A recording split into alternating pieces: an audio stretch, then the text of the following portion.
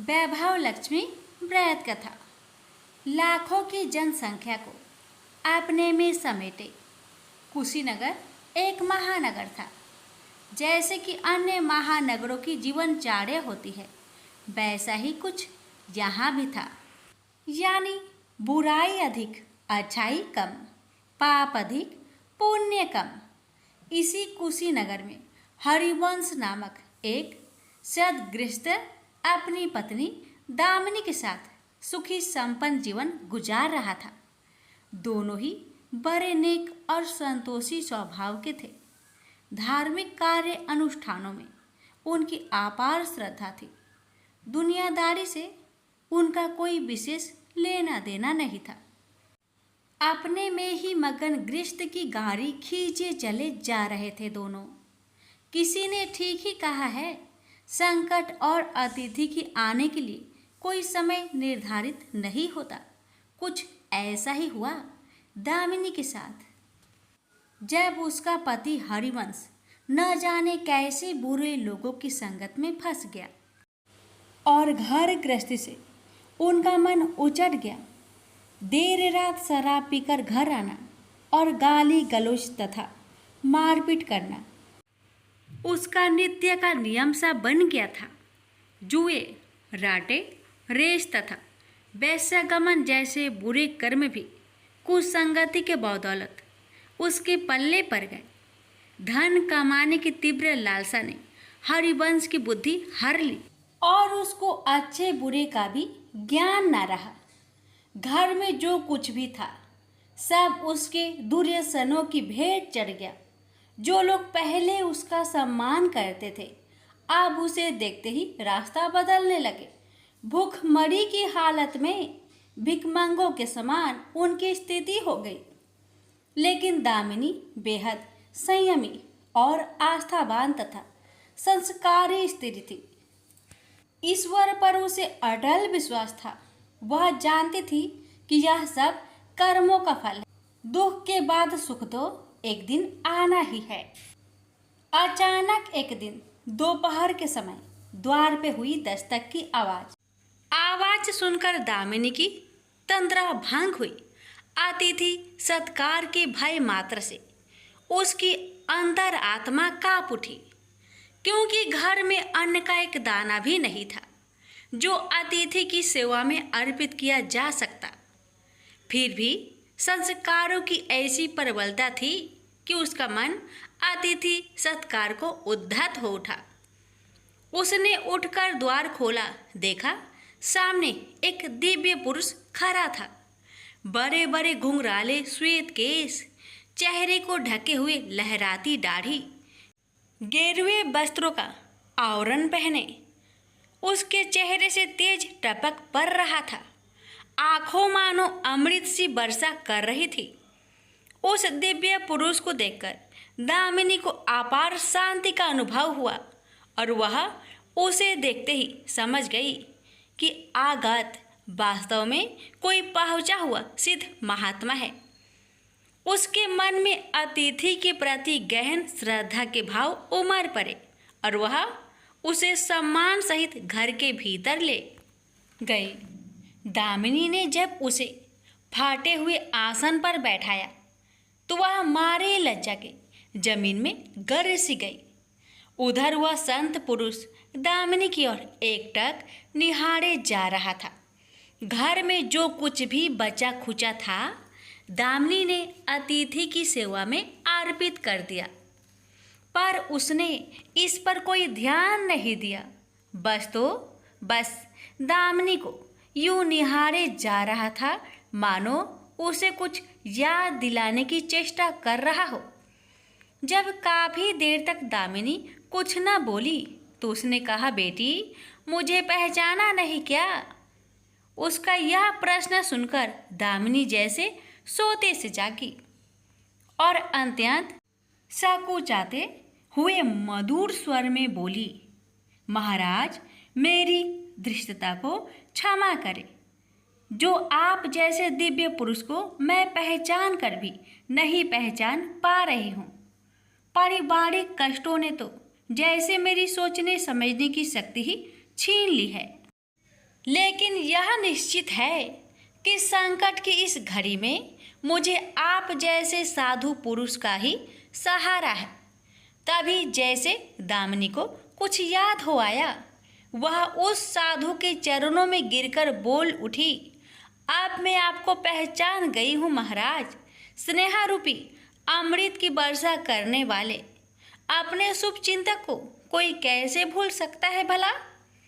वास्तव में वह साधु मंदिर की राह के मध्य में बनी अपनी कुटिया के बाहर बट वृक्ष के नीचे बैठ साधना किया करता था और मंदिर आने जाने वाले सभी श्रद्धालु उसे प्रणाम करके स्वयं को कृतार्थ अनुभव करते थे। दामिनी भी उन्हीं में से एक थी। जब पिछले काफी दिनों से उसने उसे मंदिर की ओर आते जाते नहीं देखा तो उसकी कुशल क्षेम जानने के लिए पूछताछ करते हुए उसके घर की ओर आ निकला था। दामिनी अभी अपनी सोचों में ही डूबी हुई थी कि साधु महाराज ने मौन भंग किया। क्या कारण है पुत्री, तू आजकल मंदिर आती जाती दिखाई नहीं पड़ती। तुझे जो भी कष्ट है मुझे बता, शायद मैं तेरी कुछ सहायता कर सकूं। व्यक्ति दुखों के बोझ तले दबा हो तो ऐसे में सहानुभूति के दो बोल ही काफ़ी होते हैं। दामिनी भी खुद पर संयम नहीं रख पाई और बिलख कर रोने लगी।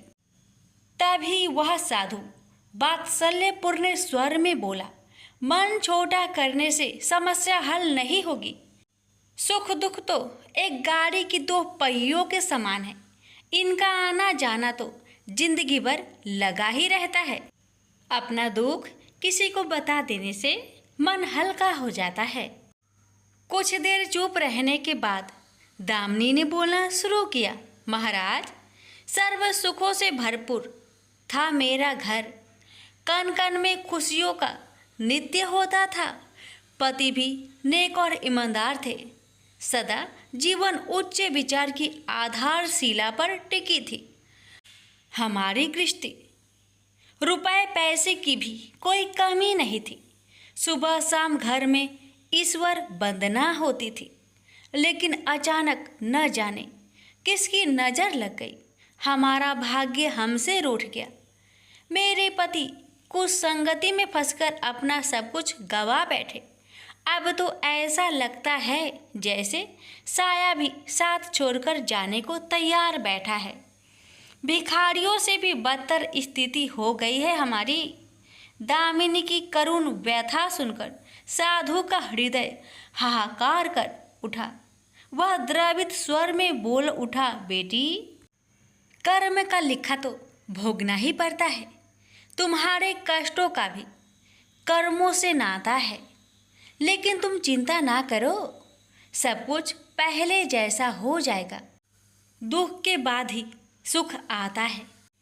दुख सहे बिना सुख की सच्ची अनुभूति हो ही नहीं सकती। तुम माँ लक्ष्मी के प्रति श्रद्धा जारी रखो।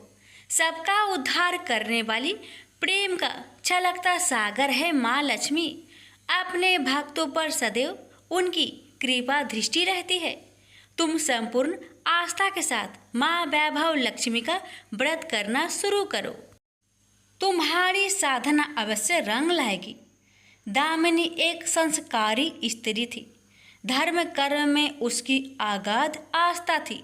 माँ वैभव लक्ष्मी के व्रत की बात सुनकर उसका चेहरा दमक उठा। बोली, महाराज, यदि इस व्रत को करने से मेरे परिवार पर आई विपदा टल सकती है तो मैं इसे जरूर करूँगी। आप मुझे बताएं कि इस व्रत को कब और कैसे किया जाता है। साधु महाराज दामिनी की भक्ति भावना देखकर प्रसन्न होकर बोले, बेटी, सारे जगत का कल्याण करने वाली माँ वैभव लक्ष्मी के व्रत की विधि में जन कल्याण तुम्हें बता रहा हूँ।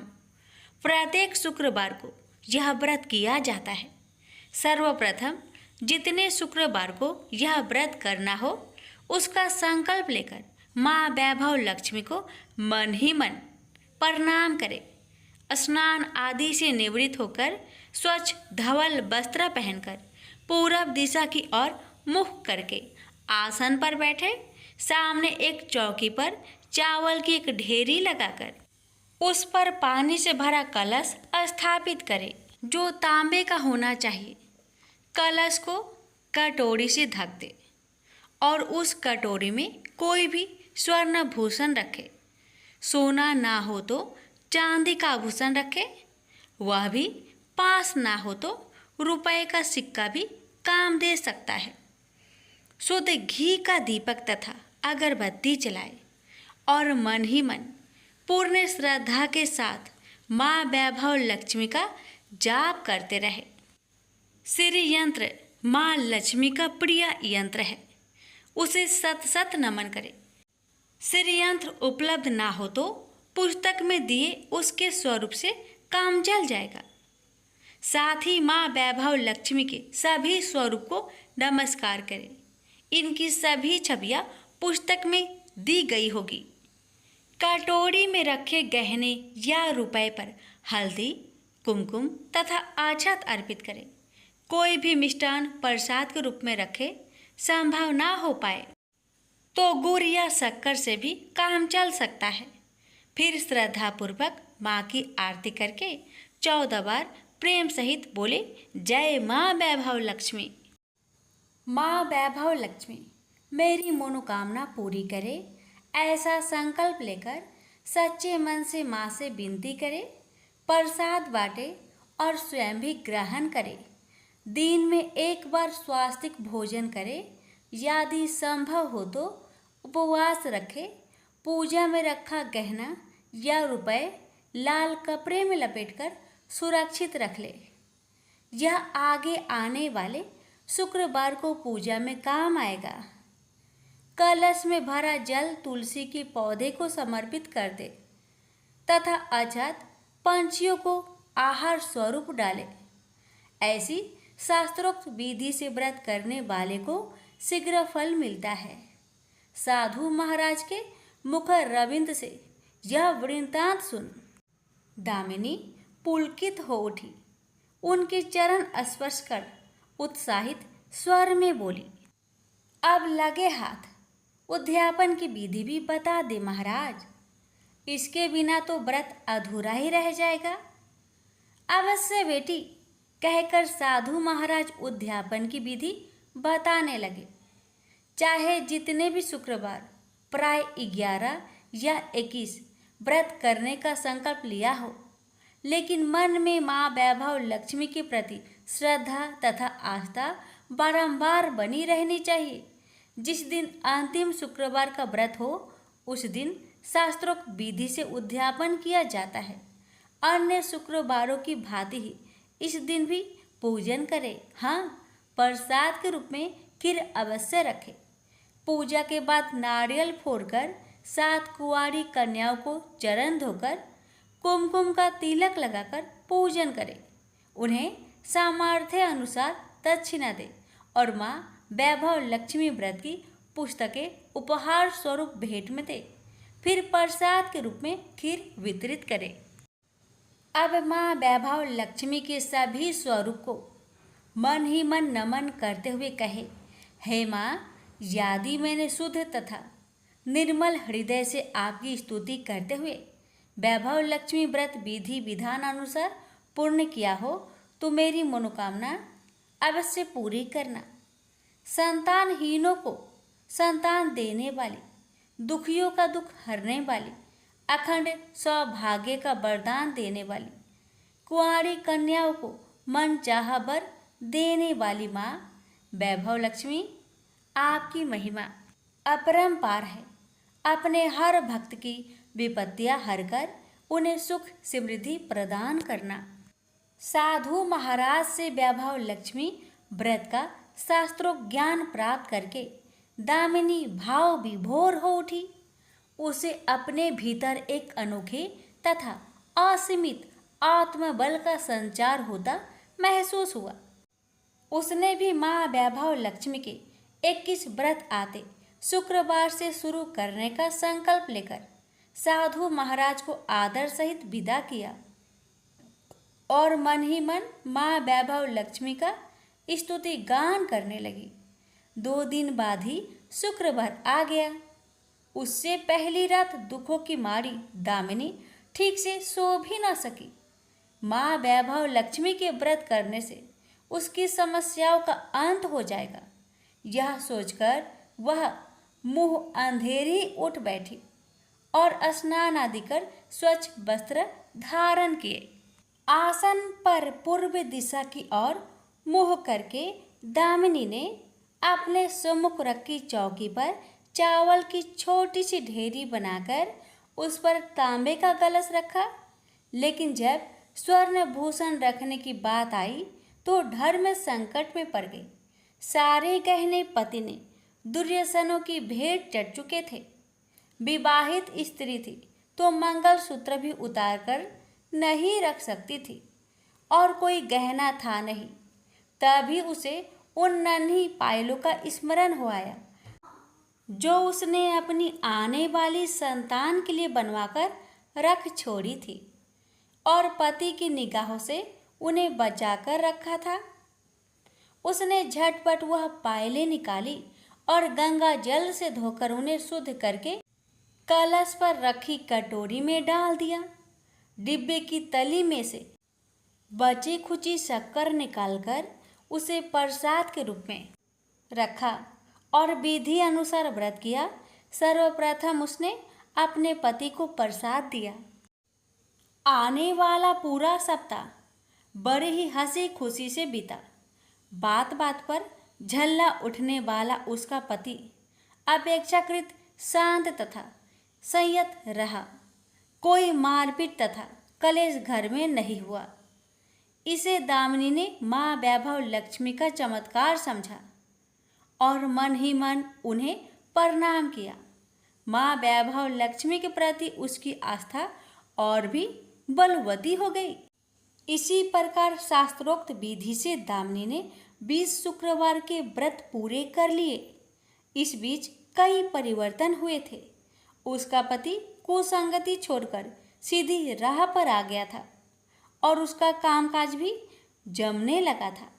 घर में यदि किसी चीज की बहुतायत नहीं थी तो कमी भी नहीं रह गई थी। यह सब माँ वैभव लक्ष्मी के चमत्कार और दामिनी की आस्था तथा विश्वास का परिणाम था। 21वें शुक्रवार को व्रत का उद्यापन करना था। साधु महाराज के वचन अब भी मानो दामिनी के कानों में गूंज रहे थे। उनकी बताई विधि के अनुसार ही दामिनी ने शास्त्रोक्त विधि से उद्यापन किया। 7 कुंवारी कन्याओं को भोजन कराकर दक्षिणा दी। आसपास की सौभाग्यवती स्त्रियों में प्रसाद तथा माँ वैभव लक्ष्मी व्रत कथा की पुस्तकें वितरित की। माँ वैभव लक्ष्मी के हर स्वरूप को प्रणाम किया और कहा, आपकी महिमा निराली है माँ। आपने मेरे सारे दुख हर लिए, मेरी सभी मनोकामनाएं पूर्ण कर दी। मेरा उजड़ा घर फिर से बस गया। मेरा यह नया जीवन आप ही की देन है माँ। मैं आजीवन आपकी पूजा अर्चना करूंगी और दूसरों को भी आपकी महिमा से अवगत कराकर वैभव लक्ष्मी के व्रत रखने के लिए प्रेरित करूंगी। बोलो जय माँ वैभव लक्ष्मी, आपकी सदा ही जय हो। वीडियो को लाइक शेयर करना ना भूलें। धन्यवाद।